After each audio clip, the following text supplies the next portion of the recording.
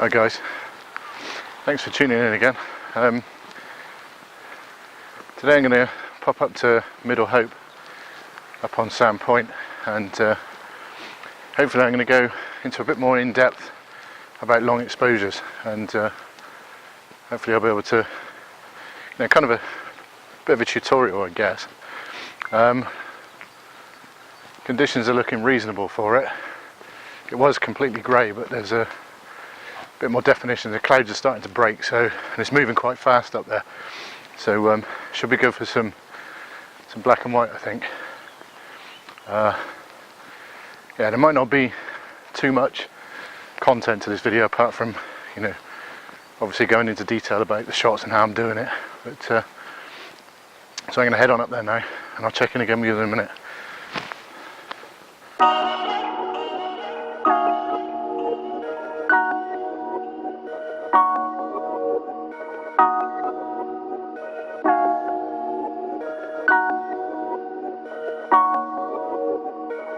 I don't like seeing.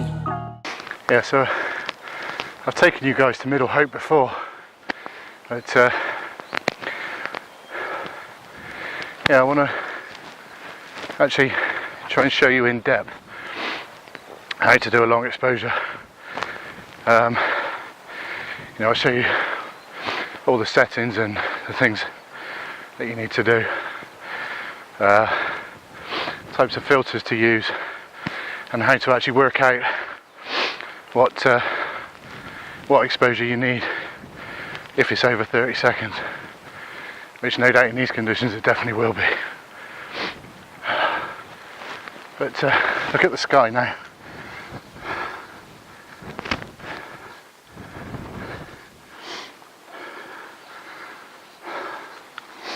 Looking awesome. I'm actually going to shoot kind of to the west, away from the sun, because I don't want to get any major blowouts in the sky.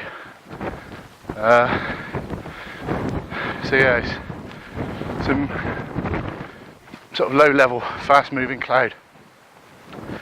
So it should be perfect as long as the rain holds off, which is starting to spit again now. But if you look over that way, the sun's breaking through on the Welsh mountains, on the Welsh coast.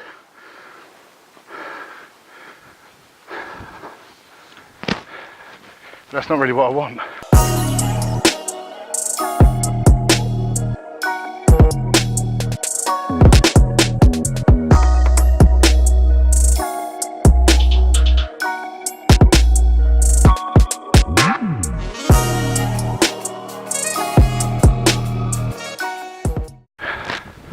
So yeah, I'm intending to shoot that way. It's clouds coming across from the side. Which isn't ideal. I mean, really, the best results of a long exposure for movement in the clouds is when it's coming directly at you or going away from you. It gives you that perspective, that vanishing point. We'll make it work. It's high tide's at 5, a couple of hours away. It was predicted to be quite stormy and quite rough, but it's actually not too bad. So should be able to make this work, I think. But then I say that every time, don't I? But we'll see. It looks like there might be a couple of people down on the beach at Middle Hope, but for the composition I've got in mind, I should be able to keep them out of the frame. But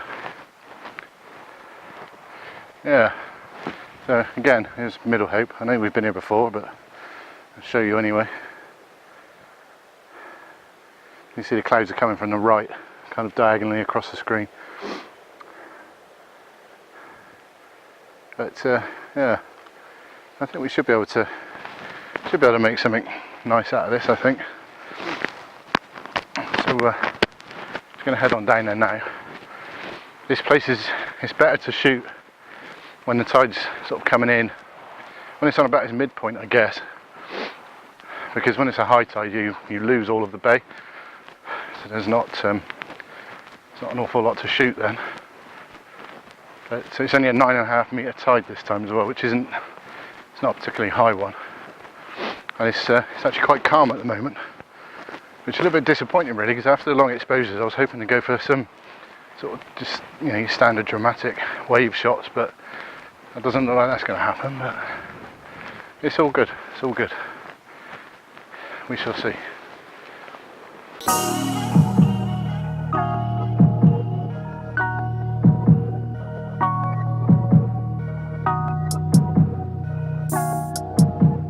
Alright guys, so shooting long exposures. Step one, obviously, find a composition. So I'm just going to set it up. The tide's on the move fairly quickly, so this could be interesting.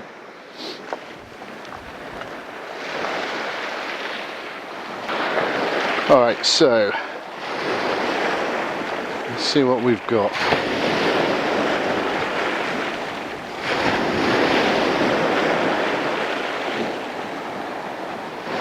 I'm going to go for a fair bit of sky. So I'm going to shoot this vertically, 17mm, f13. In aperture priority at the moment. I'm just going to fire a shot off on a 2-second timer. And check the exposure. Okay. So that's fine. So set up a composition now, so I'm going to drop in an ND filter. Probably going to chuck the 10 stop in. The reason I fired a shot off first of all was I wanted to check what the exposure was, because then I can use that to calculate what it will be with a 10 stop on, and I'll show you how to do that in a minute. So I'm going to chuck the 10 stop in now, and then I'll come back to you. Alright guys, so I just had to move my composition a bit because the tide was coming in a bit faster than I anticipated. But what I'll show you is so I took a shot, I took a meter prior to putting the 10 stop on. It was giving me about 1/50th of a second. So there's an app that you can get. You can see this. It's called the ND calculator. So basically you put in your base shutter speed, so you set up your composition, set your aperture. In this case I'm shooting at f13, 17mm. I'm just using this curve here as, you know, as a, not too worried about composition on this video, but yeah, so in the top you basically put in your base speed, which in my case was 1/50th, or the nearest one to it. In this case it's going to be 1/60th.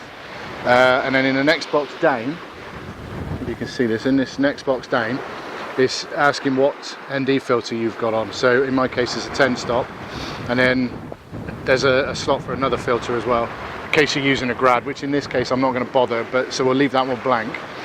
And then up the top it will give you your final exposure speed, which in this case I think that's utter rubbish, and I don't think that's going to work at all. It's telling me 17 seconds.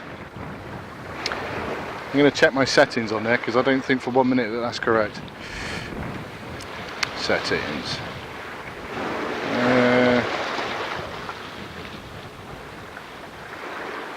Yeah.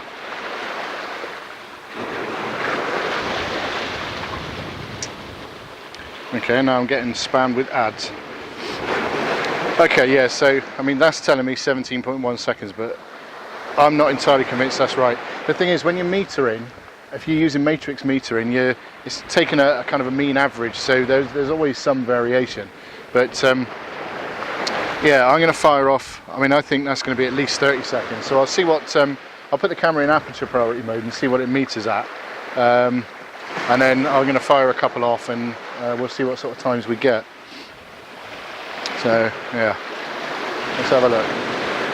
Alright guys, so yeah, like I said, I'm not convinced that calculator is giving me a correct reading. So basically I've opened the shutter and I'm going to fire off about 45 seconds, because that's what I'm thinking it's going to be. It's going to be around there somewhere. 17.1 is certainly not enough with a 10 stop in these sort of conditions, so that's probably an error on my part when I metered the first shot. So we'll just gloss over that and we'll move on.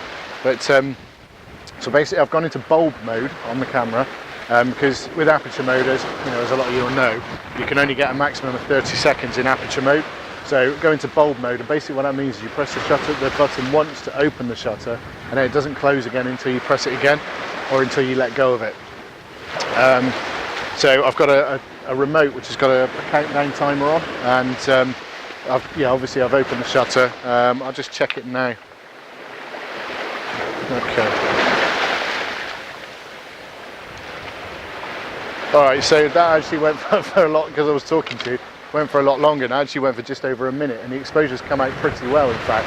So yeah, I'm not quite sure what went on with that exposure calculator. I mean, that's something I was showing you guys to hopefully make it easier, because I normally just kind of wing it. I just look and just give a rough guesstimate of where I think we're going to be, and then take an exposure and then work it from there.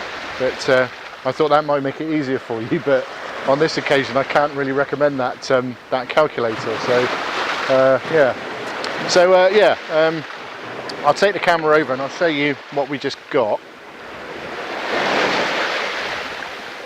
which was just over a minute. So I'll take you over here.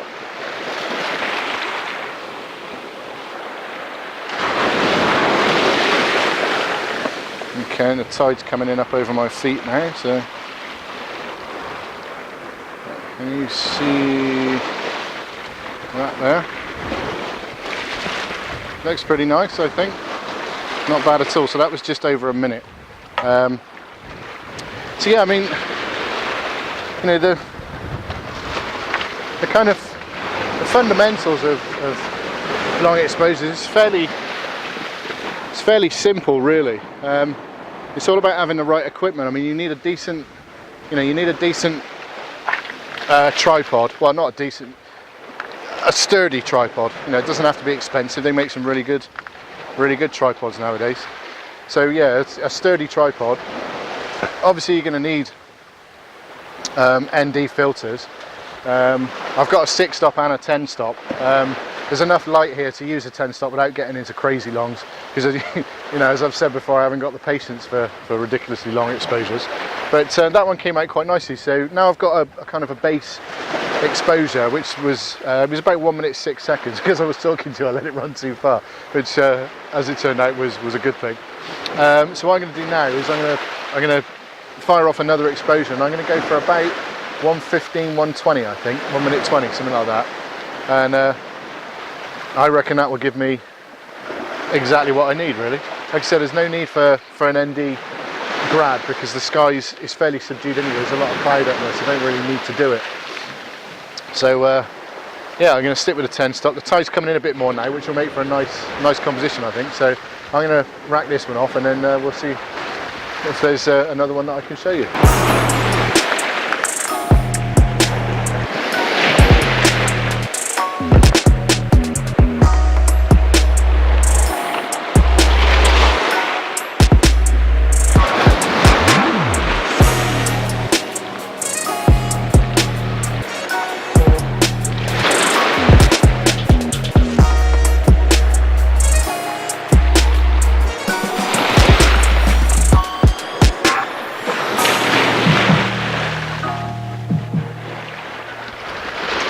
Okay, so shutter's open again.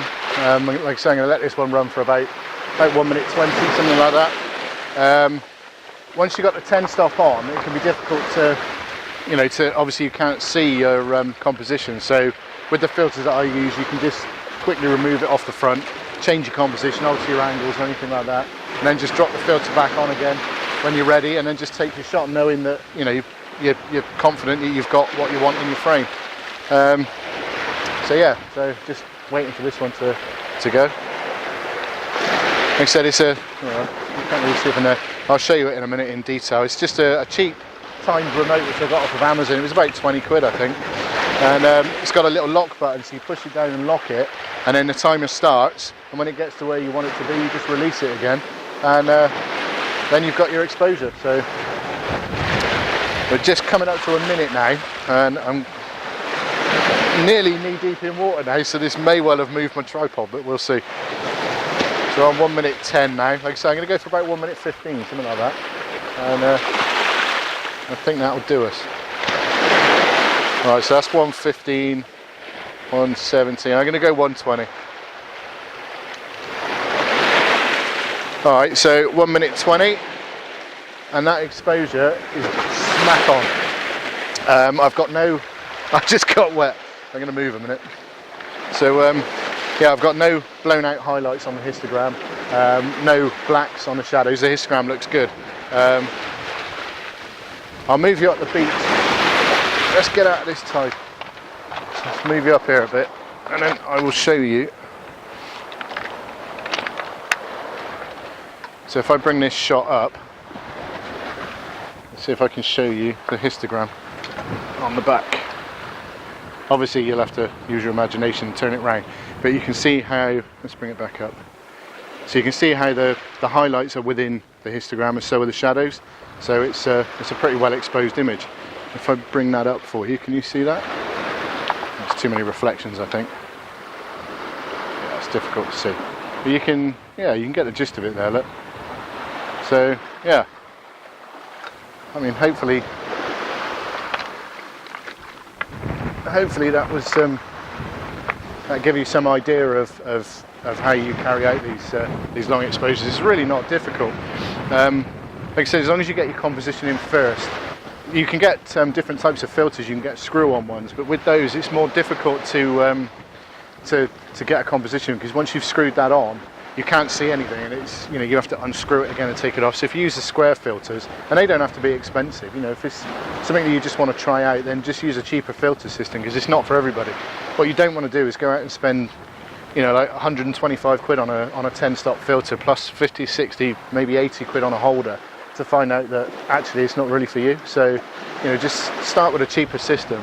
Well, the only differences are really with a cheaper filter system, you tend to get a color cast, but if you use Photoshop, it's something that you can correct anyway. You tend to get a magenta cast, like a purple cast, but if you're converting into black and white, it really doesn't make any odds anyway. So, I mean, these shots I've got black and white in mind because I'm after a little bit of drama. So, yeah, I'm going to find another composition. I'm going to go to the other side of this rock and have a look, and I'll rack off a few more, and I'll talk you through them as I'm doing them, and hopefully, you know, you can just kind of see how it all goes together and how the flow kind of, well, how it flows really. Yeah, so I'm going to go find another composition. I'll come back to you in a minute.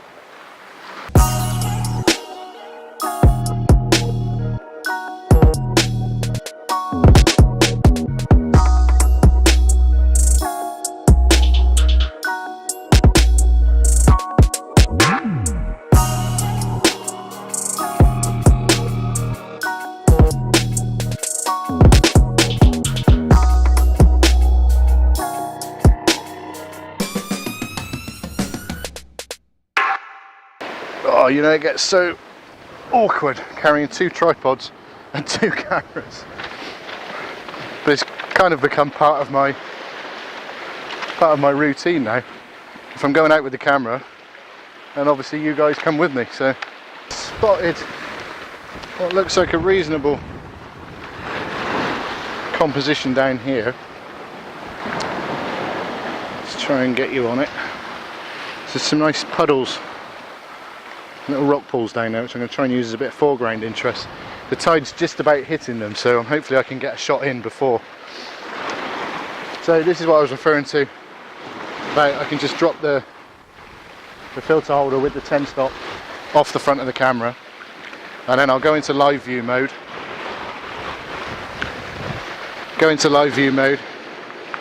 Set up my composition, which is like that,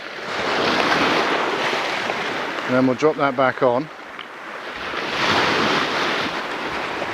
And because the lighting conditions haven't changed much, I can pretty much go on about, it's probably a little bit darker actually, so I'm going to go for a minute and a half, minute 20, something like that, and we'll see. So.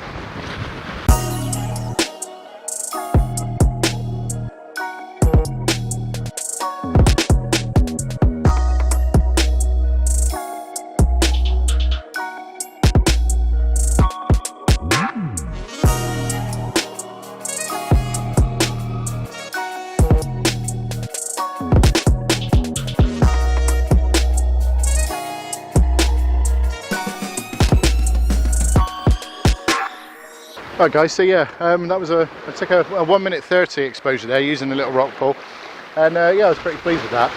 One thing I did forget to mention to you, on the D810 that I use, on the eyepiece, it's got a little built-in shutter that you can close the eyepiece.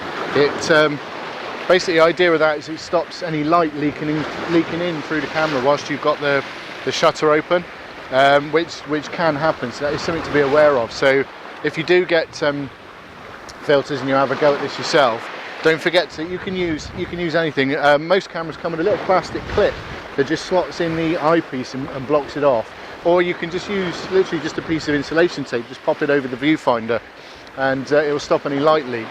So yeah, that was something that I forgot to mention, so something to be aware of. It took me a while to figure that out. When I first started doing them, I kept getting kind of rings, like light rings, in the exposures. They were only very faint, but I knew they were there, and once you know they're there, they'd just bug the hell out of me then. So yeah, it took me a while to figure out what was causing that, and it was light leak. Now, it was either light leak through the viewfinder, or sometimes you get it down between the filters. So 10 stops nowadays, they tend to come with a gasket on them that seals them to the holder, stops any light leaking in through, and stops any ghosting and reflections and things like that. So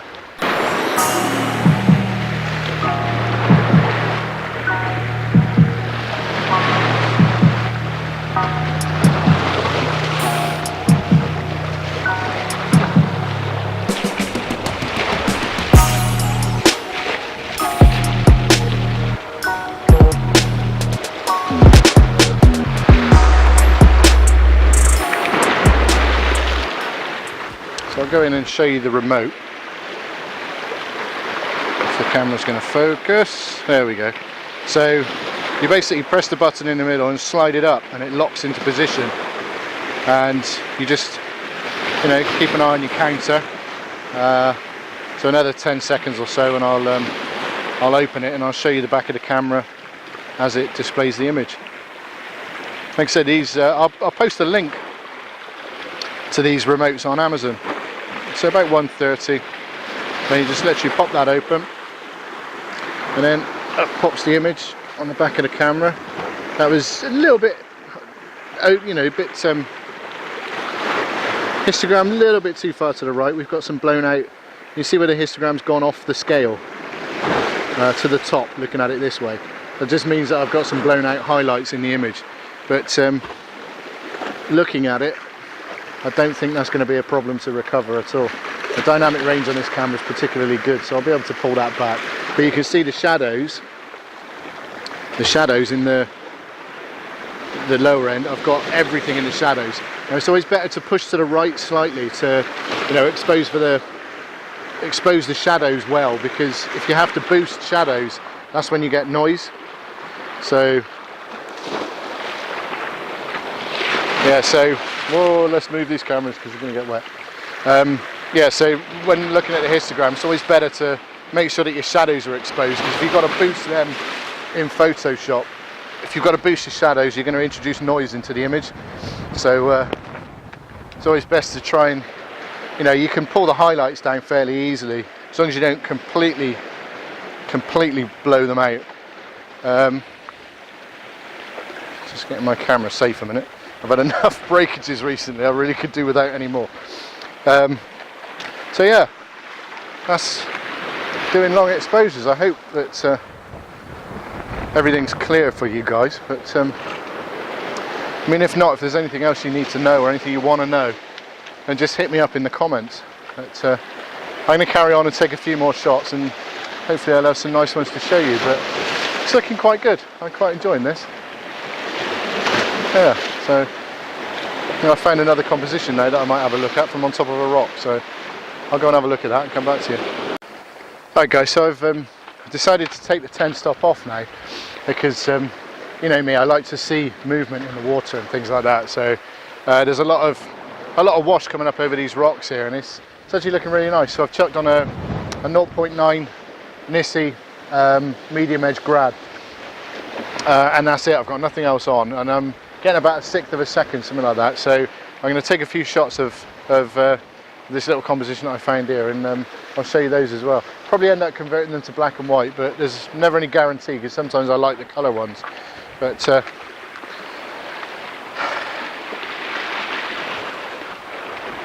and on this occasion, obviously, I'm using a remote because I want to catch, you know what I always say about catching the timing just right. But yeah, that looks quite nice.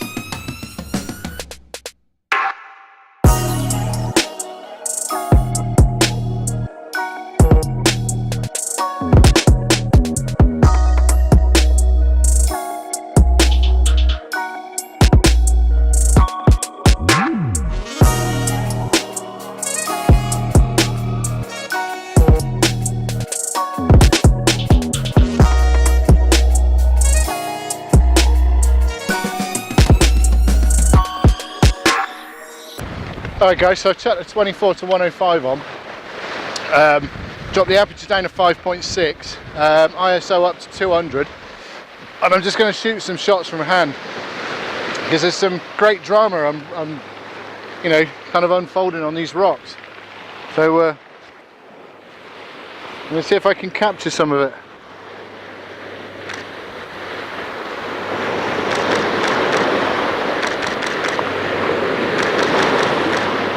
Just going to rack them, just rack the shots off.